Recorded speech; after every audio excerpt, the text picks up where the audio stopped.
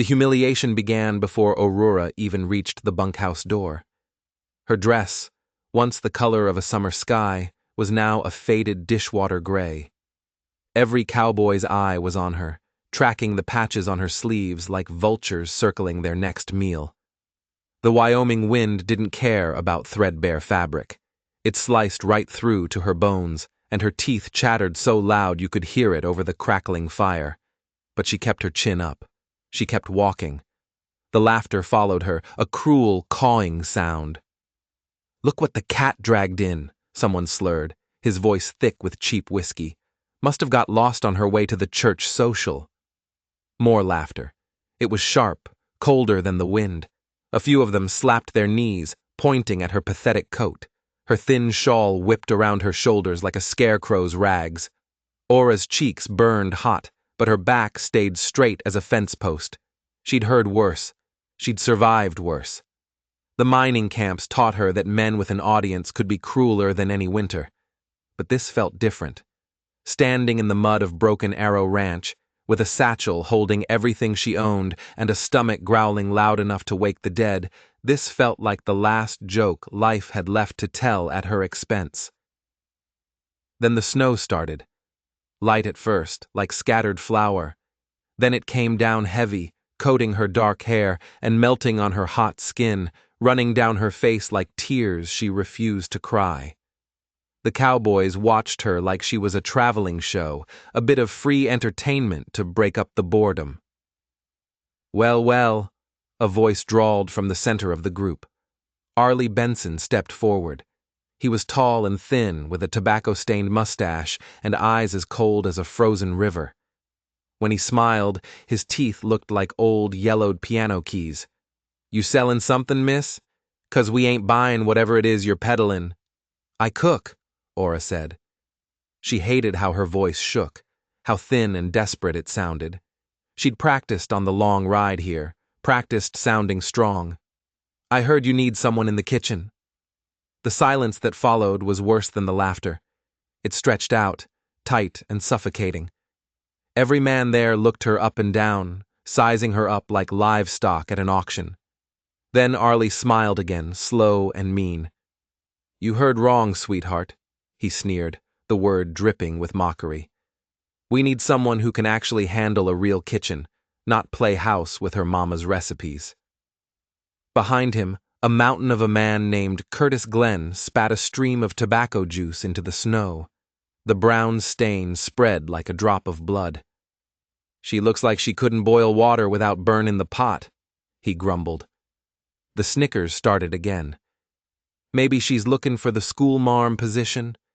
Or maybe she's here about the mail-order bride ads." The laughter got louder, more pointed. Each word was a little cut. Aura felt the humiliation rise in her throat like bile. They weren't just looking at her, they were dissecting her, turning her hardship into their evening's fun.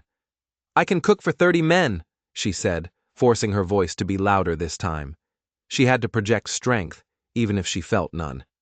"Done it before. Fed crews twice this size and never had a complaint." "Where?" Arlie asked, crossing his arms. His eyes still had that cruel, amused glint. "Some little tea room back east? Some fancy boarding house where rich ladies sip tea with their pinkies out?" The question hung in the air like smoke. She knew any answer she gave would just be more ammunition for them. But she needed this job. She needed it so badly, her hands were trembling inside her worn-out gloves. And it wasn't just from the cold. "Copper Creek Saloon," she said, lifting her chin and meeting Arlie's stare head-on. "Fed miners and drifters for 2 years. Served up to 50 men a night during the busy season." The smirks on their faces faded just a little. Copper Creek was known in these parts. It was a rough place, the kind of place where soft people didn't last a week. But Arlie wasn't done having his fun. He stepped closer, so close she could smell the whiskey on his breath. He looked her up and down again, slower this time. His gaze lingered in a way that made her skin crawl. "Copper Creek, huh?" he said softly. "Bet you served more than just food there, didn't you, sweetheart?" The implication hit her like a slap. Her jaw tightened, and her hands clenched into fists. The men around the fire went quiet, leaning in, waiting to see if she would finally break. But before she could say a word, another voice cut through the tension. "That's enough." Every head turned. A man stepped out from the shadows of the group. He was tall, broad-shouldered, and even though his coat was worn, he carried himself with an authority that made the other men sit up a little straighter. His hat was pulled low, hiding most of his face, but his voice held a power that needed no introduction. This was Ewell Harmon, though Ora didn't know his name yet. She didn't know he was the owner's son, working undercover among the ranch hands for months, trying to prove he was worthy of inheriting more than just a name. All she saw was a man who spoke up when no one else would. "She asked for work," Ewell said, his voice quiet but firm. "Not for your commentary." Arlie bristled. "We was just having a friendly conversation." "Conversation's over," Ewell said, and his tone made it clear there would be no argument. He looked at Ora, and for a split second, something flickered in his dark eyes. It might have been sympathy, or maybe respect. Whatever it was the first kindness she'd seen since setting foot on this ranch. "Kitchen's through that door," he said, nodding toward a low building separate from the bunkhouse. "Stove works, but the chimney smokes when the wind's from the north. You'll find what supplies we have. They ain't fancy." It wasn't a warm welcome, but it wasn't another knife in the gut either. It was a chance, and 5 minutes ago, she didn't have one. Ora gave a single nod. She gathered the shredded remains of her dignity and walked toward the cookhouse. Behind her, she heard Arlie muttering about charity cases and Curtis grumbling about soft touches. She didn't look back. She knew that showing weakness out here was like bleeding in a river full of gators. Inside the cookhouse, she finally let herself breathe. The space was rough, dominated by a large cast-iron stove and a long wooden table, scarred with the history of 1,000 meals. It smelled of old grease and wood smoke, but it was warm. More importantly, it was hers. For now. She hung her coat on a nail, rolled up her sleeves, and got to work. She was going to prove herself the only way she knew how, with good food and full bellies. The supplies were meager: flour, lard, salt pork, dried beans, and coffee that looked like it had been through a war. She'd made feasts from less. Her hands moved with the practiced efficiency of a master craftsman. She built a fire, mixed biscuit dough, and sliced thick strips of bacon. By the time the first gray light of dawn peeked through the grimy windows, a new smell was rolling across the ranch yard. The smell of fresh, flaky biscuits and sizzling, thick-cut bacon. It was a siren call made of pure temptation. The Cowboys shuffled in, ready to find fault, ready to continue their game from the night before. But then they tasted the food. Arlie took a bite of a biscuit, his expression slowly changing from a smug sneer to one of pure, unadulterated surprise. The biscuit was perfect. Light, flaky, with a golden crust. He reached for another one without a word.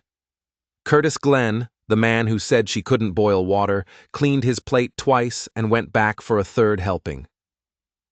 The younger hands who had laughed the loudest were now silent, too busy shoveling food into their mouths to make any smart remarks. But respect earned with a skillet is a fragile thing, and Ora was about to find out that some men would rather starve their bellies than their cruelty. The peace lasted exactly 3 days. Then, Red Callahan came back from town. Red was the kind of man who collected other people's secrets. He was thin as a whip, with a mean streak just as long. He'd gone to town for supplies, but what he really went for was trouble. And he found it. That evening during supper, he leaned back in his chair with the smug look of a cat who'd cornered a mouse. "Boys," he announced to the room, "you'll never guess who our new cook really is." The scraping of forks on tin plates stopped. The room went silent. Ora, washing dishes in the corner, felt a block of ice form in her stomach. She'd been waiting for this. Her past always caught up. It always did. Ora Whitfield, Red said, drawing out her name like he was savoring a fine whiskey. Used to work at Murphy's place in Laramie. Made quite a name for herself up in them rooms above the bar, if you catch my meanin'. The silence that followed was heavy, suffocating. It was the quiet that comes right before a lightning strike. Then the whispers started, the snickers and the looks. Every man's eyes were on her, pinning her to the wall. It wasn't true. Not the way he said it. She'd cleaned those rooms at Murphy's, yes. Scrubbed floors until her knees were raw and emptied chamber pots that would make a buzzard gag. She'd served drinks and dodged the grabbing hands of drunken fools more times than she could count, but she had never, ever sold herself the way Red was implying. But in a room full of hungry wolves, the truth doesn't stand a chance against a juicy rumor. From that night on, everything changed. They still ate her food.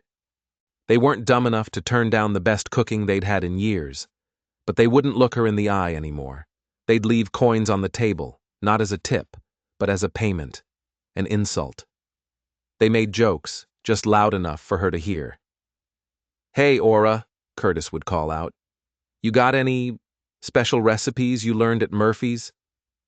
The worst part wasn't the crude jokes. It was the way they talked about her, like she wasn't even there, like she was an object. They'd debate her supposed past like it was a poker hand, each man adding his own ugly embellishment. "I heard she could dance on tables," one would say. "I heard she'd do anything for the right price," another would add. Only Ewell stayed the same. He still nodded when he came in for breakfast. He still helped her carry the heavy water buckets from the well without being asked. He still said thank you for his coffee. But there was a distance to him now, a caution. He'd linger by the stove a little longer than he needed to, his eyes following her with something that looked like concern. But he never said anything about the rumors. He never defended her again like he did that first night. And a cold dread started to grow in Ora's heart. Maybe he believed them too. The breaking point arrived on the back of a blizzard. The wind howled like a banshee, and snow piled up against the windows. The men had been drinking, and the whiskey had made them mean. Red was holding court, spinning more and more elaborate lies about Ora's past. Each story was more lurid, more disgusting than the last. "I heard," he shouted over the wind, "that she used to dance on tables wearing nothing but a smile. Heard she'd do anything for the right price, and I mean anything. Maybe we should ask her for some of them special services," Curtis slurred.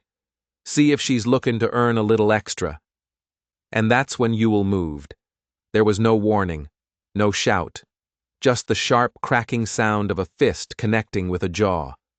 Red went down hard, his chair toppling over. Blood streamed from his nose onto the rough wooden floor. The bunkhouse went dead silent. "You lying piece of—" Red started to say, but Ewell was already walking away. He didn't look back. He just pushed open the door and walked out into the howling storm. Ora had seen the whole thing from the cookhouse window. Her heart hammered against her ribs as she watched him disappear into the swirling snow. Much later that night, after the wind had died down, she found a basket on her doorstep. Inside were fresh eggs, still warm, a sack of good cornmeal, and a jar of wildflower honey. Tucked underneath was a note written in a steady hand she didn't recognize, for someone who deserves better than lies and the men who tell them. It wasn't signed, but she knew. She knew the eggs were from the roost near the main barn, the one Ewell was responsible for. She knew the cornmeal was from the general store, the expensive kind. And the honey, that was a luxury no ordinary cowboy could afford. Sitting on her narrow cot, holding that jar of honey like it was a precious jewel, Ora finally cried. Not from shame or anger, but from a feeling she had almost forgotten existed. Gratitude. The next morning, Ewell was waiting for her by the stove. His knuckles were raw and bruised, but his eyes were clear. The fire was already roaring, and the coffee was on. "Thank you," she said. her voice soft. He shook his head, wincing as he flexed his injured hand. Should have done it sooner. Should have stopped it the first time. And for the first time, she really looked at him. Not as a ranch hand, but as the man he was, the way he spoke, the way he carried himself. It was too refined. He was hiding something. "Who are you?" she asked, the question slipping out before she could stop it.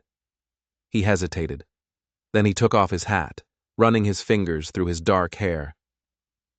"Ewell Harmon," he said finally. "My father owns this ranch." The words hit her like a bucket of ice water. The owner's son. He'd been here all along, watching her suffer, watching these men tear her apart, and he'd said nothing. "The boss's son," she whispered. "Why didn't you tell me?" "Because I wanted you to see me," he said, his gaze direct and unflinching. "Not what I stand to inherit. I've been working alongside these men for 8 months, trying to prove I could earn my place. My father doesn't even know I'm here. He thinks I'm back east, learning the business." Ora stared at him. The man who defended her honor was living a lie himself. The irony was almost too much to bear. "And who are you?" she asked, her voice filled with a new kind of challenge. "Someone who should have spoken up sooner," he answered without a moment's hesitation. "Someone who's been a coward, someone who's been watching you handle more than any person should have to." The confession hung in the air between them. Outside, the sun was rising, painting the snow-covered plains in shades of pink and gold. "What happens now?" she asked. "Now," he said, grabbing his coat, "I go have a conversation with my father about the kind of men he's been hiring, and by tonight, Red Callahan will be looking for work somewhere else." But what Ora didn't know, what even Ewell didn't know, was that Red Callahan wasn't going anywhere, and the real storm was just about to begin. Ewell rode out that morning, a man on a mission. He was heading for Cheyenne, where his father, Silas Harmon, conducted his business from a plush office that was a world away from the mud and grit of Broken Arrow Ranch. Ewell figured a face-to-face conversation was the only way to make his father understand the kind of poison he had working for him. Back at the ranch, a strange quiet had settled over the bunkhouse. Red Callahan was nursing a broken nose and a bruised ego, his eyes following Ora with a venomous hatred that was far more terrifying than the loud-mouthed bullying from before. Arlie and Curtis were quiet too, watching and waiting. They were snakes in the grass, and they knew their leader, Ewell, was gone. For 2 days, an uneasy truce held. The men ate their meals in sullen silence. Ora worked with a knot of dread in her stomach, feeling Red's eyes on her back every second of the day. She kept the cookhouse door barred at night, a heavy log propped against it, and slept with a butcher knife under her cot. On the 3rd day, the real trouble started. It began subtly. A sack of flour went missing, then a whole side of bacon. Arlie made a big show of searching the storeroom, then looked at Ora with a pointed stare. "Funny," he drawled. "Things never went walking off before you showed up." The next day, it escalated. One of the ranch's prize horses was found lame, a deep, nasty cut on its leg that looked deliberate. Curtis Glenn found a small, bloodied knife near the stables, a knife that looked suspiciously like one of Ora's smaller paring knives from the kitchen. They were building a case against her. Piece by ugly piece. They were painting her not just as a woman of loose morals, but as a thief and a saboteur. And with Ewell gone, there was no one to stop them. She knew she should run, pack her meager bag, and disappear into the night. But where would she go? The rumors from Broken Arrow would follow her, poisoning every well before she even got there. And another part of her, a stubborn, angry part, refused to be run off by the likes of Red Callahan. She had done nothing wrong. So she stayed. She kept her head down, worked from sunup to sundown, and prayed for Ewell to come back. But when a rider finally appeared on the horizon, it wasn't Ewell. It was Silas Harmon. He was an older version of his son, but where Yule had a quiet strength, Silas had an aura of pure, uncompromising power. He rode a magnificent black stallion and wore a tailored coat that probably cost more than the entire bunkhouse. He dismounted with the stiffness of an old soldier and surveyed the ranch yard with eyes that missed nothing and forgave even less. Arlie and Red scurried out to meet him, hats in their hands, their faces a mask of fake respect. They spoke in low, urgent tones, pointing toward the cookhouse, then toward the stables. Aura watched from the window, her blood running cold. They were feeding him their poison, and he was drinking it down. Silas Harmon listened, his face like a granite cliff. Then he strode toward the cookhouse. He didn't knock. He threw the door open with such force that it slammed against the wall. He stood there, filling the doorway, his shadow falling over Aura. "So," he said, his voice a low rumble, "you're the woman who's brought nothing but trouble to my ranch." It wasn't a question. It was a verdict. "Sir," Aura began, her voice trembling slightly, "those men are lying. I haven't done anything. My foreman and his top hand tell me I have a thief and a vandal working in my kitchen," Silas continued, ignoring her completely. "They tell me you've been distracting the men, causing fights, and now you're destroying my property. My son, it seems, has a soft spot for charity cases. I do not."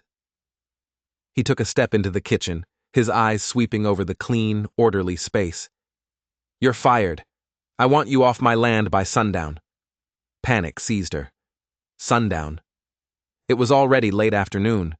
The next town was a full day's walk away, and another blizzard was brewing in the mountains. He was giving her a death sentence. "Please, sir," she begged. "You can't. There's a storm coming. I have nowhere to go."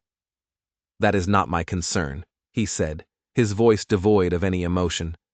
"You made your bed when you decided to bring your particular brand of trouble here. Now you can lie in it." He turned to leave. Desperation clawed at her throat. She had to do something. Anything. "Wait," she said, her voice stronger now, fueled by a surge of pure, defiant anger. "You think I'm a thief? You think I'm weak? Give me a chance to prove you wrong." Silas Harmon paused, his hand on the doorframe. He turned back slowly, a flicker of something, maybe amusement, maybe intrigue, in his cold eyes. "Prove yourself? And how do you propose to do that?" Aura's mind raced. What could she offer? What could she do that these men couldn't? Her eyes fell on the window, looking out past the stables to the far corral, the one they called the Widowmaker. Inside that corral was a horse, a wild, untamable Mustang the Cowboys had brought in weeks ago. They called him Ghost because he was pale gray and moved like smoke. He'd thrown every man who dared to get on his back, breaking one man's arm and another's ribs. He was beautiful, powerful, and utterly broken by cruelty, just like her. "That horse," she said, pointing. "Ghost. None of your men can ride him. Let me try. If I can break him, you let me stay. You give me a chance to clear my name." A low chuckle rumbled in Silas Harmon's chest. He looked at her, this small, defiant woman in a faded dress, and then out at the wild, dangerous animal in the corral. "You?" he said, the word dripping with disbelief. The Cowboys, who had gathered outside the door to watch the show, started laughing. The sound was ugly and familiar. "She's lost her mind," Curtis grunted. "That horse'll kill her," Red added with a malicious grin. Silas looked from their mocking faces back to Aura's determined one. He was a man who appreciated a long shot, a gambler at heart, and this was the longest shot he'd ever seen. "Fine," he said, a cruel smile touching his lips. "You have until sundown. Break the horse, and you can stay. You fail, and you'll be lucky if all you have to worry about is the storm." He thought he was calling her bluff. He thought he was sentencing her to a painful, humiliating failure. But what Silas Harmon didn't know What none of these men knew was that Ora Whitfield had grown up with horses. Her father had been a horse trader, one of the best, before he lost everything. He hadn't taught her to break a horse with fear and pain the way these men did. He'd taught her to break them with patience and trust. And as she walked toward the Widowmaker corral, with the laughter of the Cowboys at her back and the cold eyes of Silas Harmon watching her every move, she wasn't afraid. She was home. Ora walked into the corral, closing the gate softly behind her. The laughter from the Cowboys died down, replaced by a tense, watchful silence. They were all there, lining the fence, expecting a bloodbath. Arlie, Curtis, Red, and now Silas Harmon, all waiting for her to fail.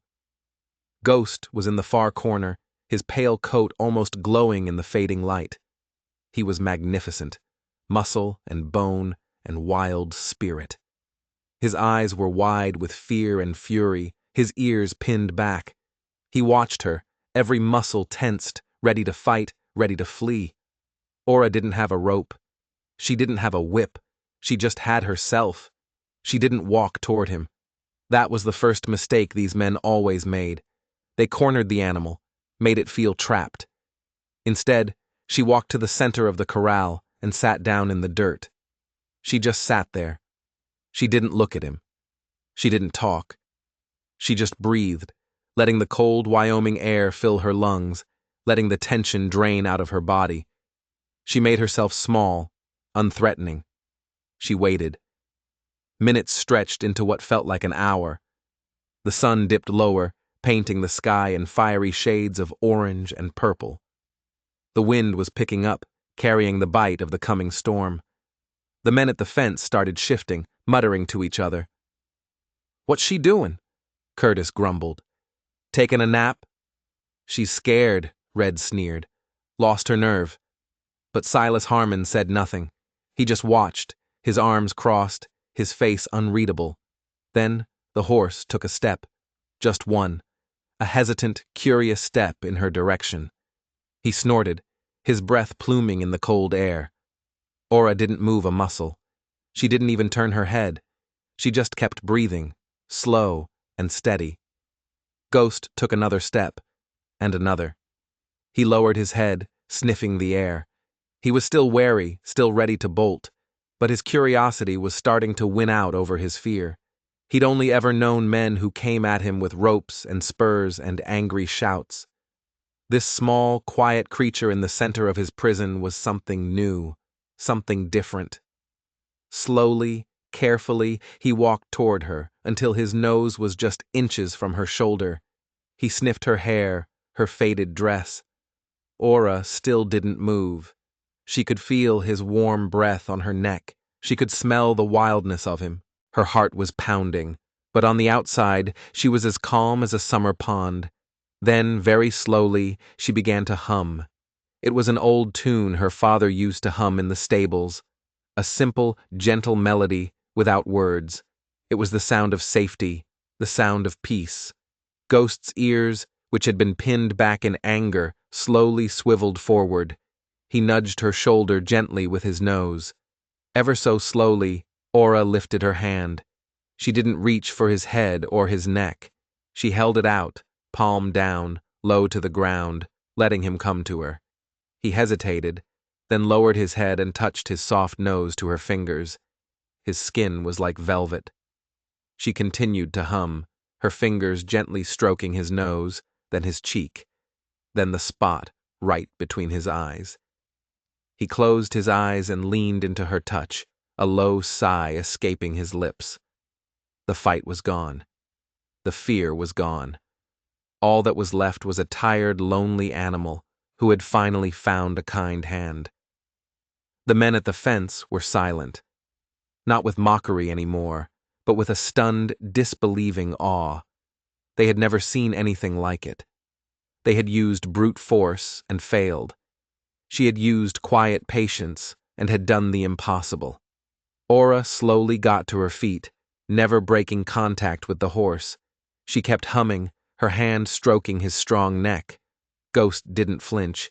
He stood with her, his body relaxed, his trust absolute. She leaned her forehead against his, closing her eyes, whispering words of comfort to him. Then she did something that made every man at the fence gasp.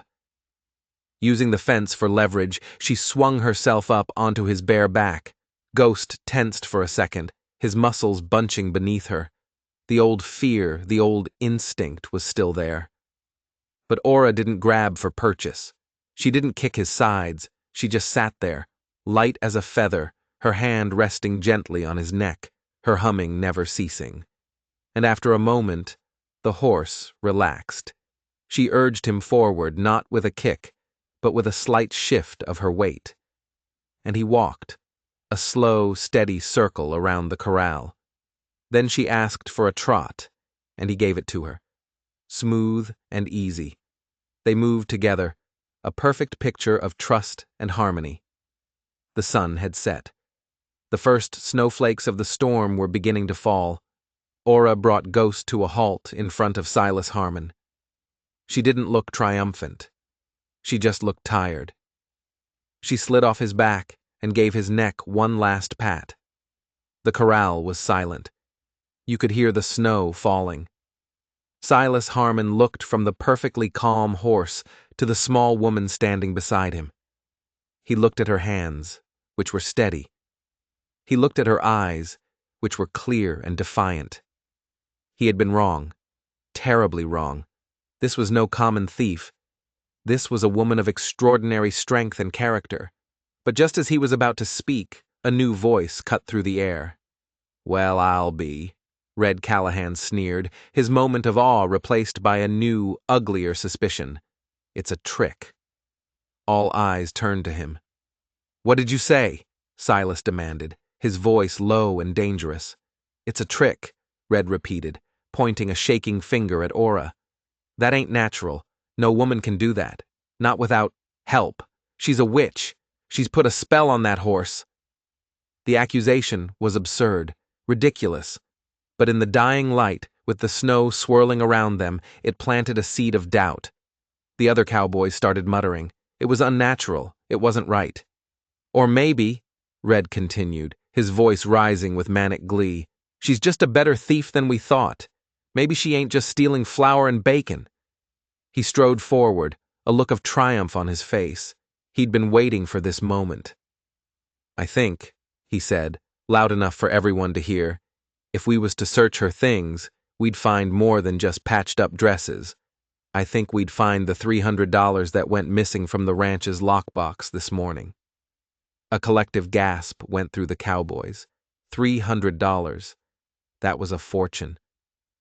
Silas Harmon's face, which had softened for a moment, hardened back into granite. He turned his cold eyes back to Aura. The brief moment of respect was gone, replaced by a deep, dark suspicion. "Is this true?" he demanded. "Did you take my money?" "No!" Aura cried, her heart sinking. It was a trap, a perfectly laid trap. "He's lying! Search my things! You won't find anything!" "Oh, I think we will," Red said with a nasty smile. "I think we'll find exactly what I said we would." He was so confident, so smug, and in that moment, Aura knew. He hadn't just accused her, he had already planted the money. She was trapped, and this time there was no Yule to save her. "Search her room," Silas Harmon commanded, his voice like the crack of a whip. Curtis and another cowboy, eager to be part of the drama, shoved past Aura and headed for the cookhouse. Red followed them, a malicious grin plastered on his face. He was going to enjoy this. Aura stood frozen in the snow, the warmth from Ghost beside her the only comfort in a world that had suddenly turned ice cold. She looked at Silas Harmon, pleading with her eyes, but his face was an unreadable mask. He wanted to believe her. She could see a flicker of it in his eyes, but the evidence, the accusations, were piling up too high. The men were in her small room for less than a minute. They came out with Curtis holding her pathetic satchel. "Well, well, well," Red said, his voice dripping with fake surprise. He reached into the satchel and pulled out a small canvas bag. It was heavy with the unmistakable clink of coins. He opened it and poured a pile of gold and silver dollars into his hand. "Looks like our little cook's been saving up her wages," the crowd of cowboys murmured. It was proof, hard proof. "I didn't steal that," Ora insisted, her voice shaking with rage and despair. "He planted it. He's been trying to get rid of me since I got here." "Now why would I do that?" Red asked with a wounded look. "All I've ever done is try to protect this ranch from unsavory characters." Silas Harmon stared at the money in Red's hand, then at Ora's pale, desperate face. He was a man who trusted his gut, and his gut was telling him two different stories at once. The woman who had just gentled an untamable horse didn't seem like a common thief. But the money was there. The motive was there. His foreman was telling a convincing story. He was trapped by logic. "I gave you a chance," Silas said, his voice heavy with finality. "You proved you're good with horses, but you're also a liar and a thief. Get off my land, now, and you can thank whatever God you pray to that I don't turn you over to the sheriff." Tears of frustration and fury stung Ora's eyes. To be brought so low by such a pathetic, hateful man. She had won. She had done the impossible. And it didn't matter. The lie was more powerful than the truth. Red and Curtis grabbed her arms, their grips bruisingly tight. They started to drag her toward the main gate. "Wait." The voice was quiet, but it cut through the wind like a razor. Every head turned. Standing at the edge of the ranch yard, having just ridden in unnoticed in the swirling snow, was Ewell. His face was grim. He took in the scene in an instant, his father's hard expression, Ora being manhandled by Red and Curtis, the triumphant look on Red's face. "Let her go," Ewell said, swinging down from his horse. "Ewell," his father said, his voice tight with anger and surprise. "What are you doing here? This doesn't concern you. This woman is a thief." "No, she's not," Ewell said, his eyes locked on Red Callahan. "But he is." A nervous flicker crossed Red's face. "What are you talking about? She had the money in her bag. We all saw it." "Yes, she did," Ewell agreed, walking forward slowly, his boots crunching in the fresh snow. "Because you put it there. Just like you've been putting ranch money in your own pockets for the last 6 months. The cowboys gasped. Silas Harmon's eyes narrowed. "What is the meaning of this, Ewell? Do you have any proof of this accusation?" "As a matter of fact, I do," Ewell said. He reached into his coat and pulled out a small, leather-bound ledger. "When I went to Cheyenne, I didn't just go to talk to you, Father. I went to the bank. I got copies of the ranch's account statements. And then I went to the general store, and the feed supplier, and the freight office. And it's funny, because the amounts Red has been recording in the ranch ledger are about 20% higher than what the ranch has actually been paying out." He held up the ledger. "It's all right here. Every transaction, every dollar you and Arlie have been skimming. You've stolen over $2,000 from this ranch." Red's face went white. Arlie looked like he was about to be sick. They were caught. "And I'm guessing," Ewell continued, his voice dropping to a dangerous low, "that the $300 you planted in Ora's bag was going to be your last big score before you cleared out. You were framing her to cover your own tracks." The truth settled over the ranch yard, heavy and undeniable. The other cowboys backed away from Red and Arlie, their faces a mixture of shock and disgust. They had been made fools of. They had almost let their cruelty chase off an innocent woman while protecting the real criminals. Red, seeing it was over, made a desperate move. He lunged for Ora, pulling a knife from his boot and holding it to her throat. "Nobody move!" he screamed, his eyes wild with panic. "I'll kill her! I swear I will!" But he had made a fatal miscalculation. He had forgotten about Ghost. The horse, who had been standing quietly beside Ora, saw the threat. With a furious squeal, the huge Mustang reared up on his hind legs, his front hooves flashing through the air like sledgehammers. He came down right on top of Red, striking him a powerful blow in the chest. Red screamed, a high, thin sound that was cut short as he was thrown backward into the snow, the knife flying from his hand. He lay there, gasping for air, his ribs clearly broken. In the stunned silence that followed, Silas Harmon walked over to the groaning man on the ground. He looked down at him with utter contempt. Then he looked at his son. He saw not a soft-hearted boy, but a smart, capable man who had just saved his ranch and exposed the vipers in his nest. Finally, he looked at Ora, who was calming the horse with a soft touch and a gentle word. He saw her courage, her integrity, and her incredible quiet strength. "It appears," Silas Harmon said, his voice humbled for the first time in perhaps his entire life, "that I owe you an apology, Miss Whitfield, and a job, if you'll still have it." But just as a wave of relief washed over Ora, Silas added something else, something that sent a new chill down her spine. "My son was right about you," Silas said, his eyes sharp and calculating. "But what he doesn't know is that this was all a test, and not just for you." Ewell stared at his father. "A test?